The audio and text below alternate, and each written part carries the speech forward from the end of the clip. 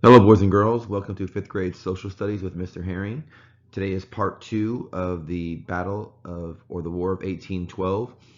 Our objective remains the same. I can describe the causes and effects of the War of 1812, such as impressment of sailors, territorial conflicts with Great Britain, and the increase in U.S. manufacturing.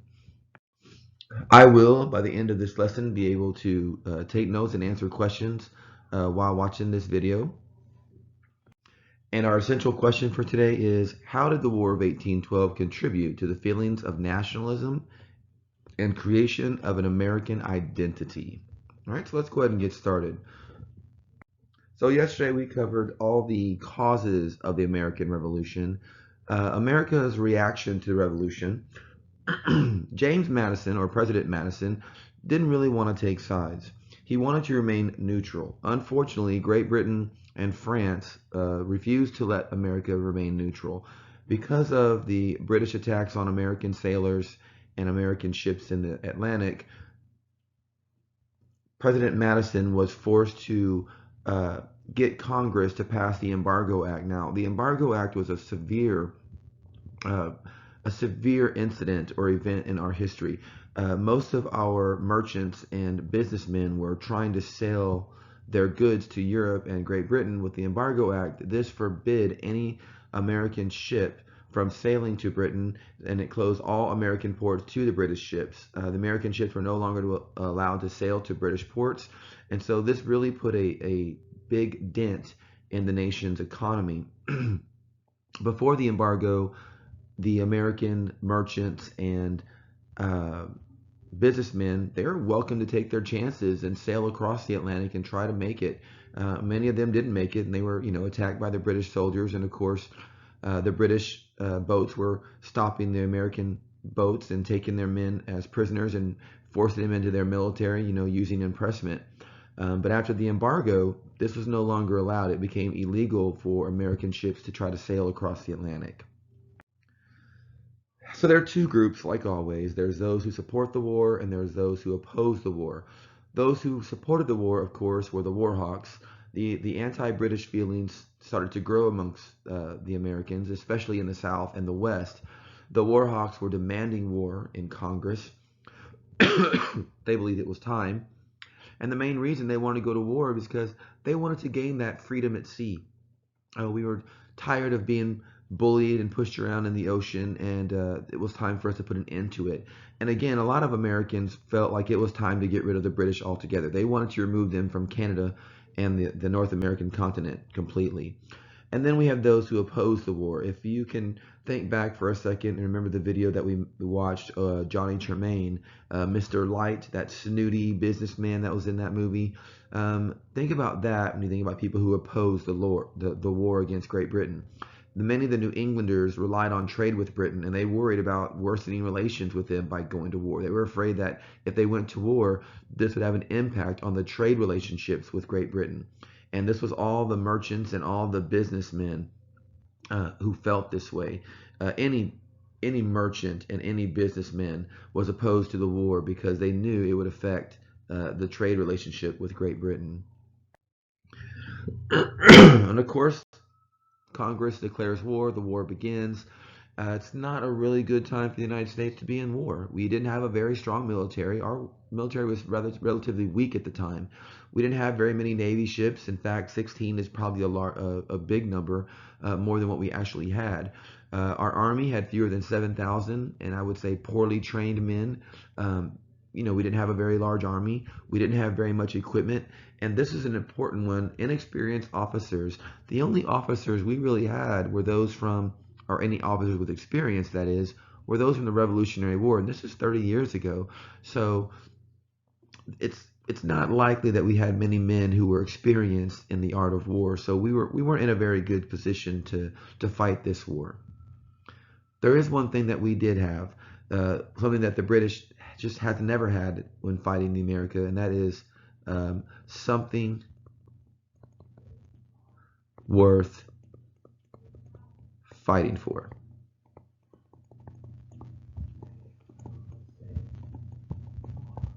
Something that Great Britain just didn't have with them when it came to war with the Americans. Here's the battles of what mainly happened. If you look along the coast, something you should pay attention to is this line of uh, British ships right here. This was the barricade that the British put in the on the east coast to prevent any ships from coming in, delivering supplies, giving us supplies, or any ship leaving to try to supply the French. They had everything blocked. Most of the fighting took place around the Great Lakes area up here, and then a couple battles down here. Notice that the South was completely vacant of much war. New Orleans, right here, is where we'll have a significant battle, but most of the fighting took place up here around the Great Lakes and the eastern coast. The dramatic battles at sea is what this war is mainly known for. If you go back and look at the War of 1812, this is the first time in history the majority of our battles took place on water, whether in the Atlantic Ocean or the Great Lakes. But this war is known for its dramatic battles at sea. The USS Constitution, or nicknamed Old Ironsides, was known to have been able to repel 18-pound British cannonballs that bounced right off the sides of it. This was an iron-sided ship opposed to the wooden ships that was mainly used before this time period. Oliver Hazard Perry defeated the British on Lake Erie. This is a commander of the American troops. This gave the U.S. control of Lake Erie, which was really huge. He said that we have met the enemy and they are ours. It was a famous battle cry that kind of helped propel the United States throughout this war. And then, of course, Britain blockades the eastern seaboard. This prevented any ship from leaving and made the war more unpopular in the Northeast. We did have some battles on land. The most significant battle was the one in Washington D.C. Around August of 1814, Americans had invaded York, which was in southern Canada, and they burnt the city of York to the ground. In retaliation, British troops or British forces they sailed into Chesapeake Bay and they invaded and captured Washington D.C. During this invasion, British troops marched into the city and they set the entire city on fire. Dolly Madison, the First Lady, gathered important papers and the portrait of George Washington, and then she fled south to be with her husband, President Madison. British troops burned the Executive Mansion or the White House and the Capitol, and then British made a striking move and they tried to attack Fort McHenry at Baltimore. Now, Baltimore is also in Maryland. It's not very far from Washington, D.C. Fort McHenry happened to be in the port of Baltimore, so it gave the British access to that city from the Bay Area.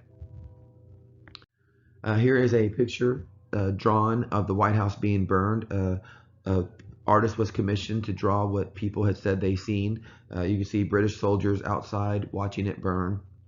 And again, Dolly Madison was very brave, and before she fled the building, her and her servants and the employees of the White House gathered any artifact or important treasure from the White House and escaped with their lives. And then the battle at Fort McHenry takes place. When the battle at Fort McHenry takes place, at the time, the commander of the fort had requested from Congress that they send him the largest American flag that could be produced. He erected one of the largest flagpoles to date. He flew the flag and he made a statement. He wanted the British to have no difficulty seeing it. And this America's flag flew very high over the fort for the entire length of the battle, which is only about a day. Um, while the battle was taking place, a man named Francis Scott Key was being held prisoner out on the in a boat in the port of Baltimore, where he was able to witness the entire battle take place. He saw it from the nighttime when it started all the way until the next morning, where he wrote down all the events that happened. And after he read what he wrote, he was inspired to sit down and he wrote the nation's national anthem. And if you think about the words, oh, say, can you see by dawn's early light, which means, when the sun comes up, and by the end, that our flag was still there. After all that bombardment and war, our flag was still waving high in the sky. There were many dramatic sea battles that took place um, in this war. Most of the battles were considered a ship duel where two ships would line up next to each other, across from each other, and just start emptying their cannons. They would continue to do this, of course, until one of the ships sank. And then all the men would abandon ship and try to find something to float on, or unfortunately might even drown. The conclusion of the war came with the Treaty of Ghent in 1814. On December 24th, 1814, members of France, Great Britain, and the United States met in Belgium to sign the Treaty of Ghent. This officially ended the war on paper. The war ended in a tie, most people thought, but depending on who you talk to, the United States would say they won the war because there were many more casualties taken from Great Britain than there were from the United States. Unfortunately, the issue of impressment was never addressed, but fortunately for the United States, it kind of faded away on its own. Here is a picture of the Treaty of Ghent. Many of the delegates from all three countries met in the room to sign this, and this officially ended the war in December of 1814, I'm sorry. And then we have the Battle of New Orleans. Now, the Battle of New Orleans happened after the Treaty of Ghent was signed, which is really crazy. In January, about 3 weeks after the treaty was signed, British commander Pakenham sailed over 10,000 troops into the port of New Orleans. Colonel Andrew Jackson caught wind of this and decided he would take it upon himself and gathered over 2,000 men of his own to meet Port Pakenham in the port of New Orleans. This is the last battle of the War of 1812. As the British troops arrived, they were met only with Jackson's assault, and it didn't end very well for the British. In fact, the British lost over 2,000 of their soldiers, where the United States only lost about 71 men. If you click on the link, Battle of New Orleans, there's a little YouTube song, a tribute to the Battle of New Orleans by Johnny Horton, which is a kind of a catchy little tune. This, of course, was the last battle of the War of 1812. After this, the British soldiers, after Pakenham was killed, the Admiral Pakenham was killed, the British troops retreated. They retreated back to Cuba, and after they were given orders the war had ended, they sailed home. The effects of the Battle of New Orleans, it was the most deadly battle for the British. Andrew Jackson became a hero. Most people called him untouchable after this. The battle took place 2 weeks after the peace treaty was signed. Later on, Andrew Jackson becomes the seventh president of the United States. Again, like I said, he was very well respected and was known as a hero of the War of 1812. The War of 1812 is remembered for its dramatic sea battles. The best known naval battles of the War of 1812 were single ship duels between the U.S. Navy ships and Royal Navy British ships that looked something like this picture. Again, you see they'd keep firing until one of the boats sank, and every man was for himself to try to survive. It was pretty brutal out there in the rough ocean currents of the Atlantic Ocean. We have some effects. There are 4 very significant effects. The first effect of the war was Native Americans were weakened. The war broke the strength of the Native Americans who had sided with the British. Tecumseh, even though he died at York, after he died, his brother was never really able to keep the coalition of the Native Americans together. They kind of dispersed on their own. Effect number 2, growth of United States manufacturing. The war interrupted trade, and Americans were forced to make many of the goods they had previously imported. We made more goods at home. This was a good thing for us. We stopped depending on foreigners to make the products that we needed. This created more jobs and more money for our economy. Effect number 3, it proved the U.S. could defend itself against the world's strongest military power again. British was still viewed as the mightiest military power of the world, and the U.S. was now able to beat them not once, but twice. And finally, the 4th effect, it created the greatest sense of nationalism. Many Americans felt more confident about their new nation, and it created feelings of patriotism and pride in one's country. So feel free to go back. If you missed anything, fill in your notes. When you're done, you can answer the questions at the bottom of the student page. And then if you have any more questions, please feel free to contact me. And I can't wait to see you back in class. Good luck, guys.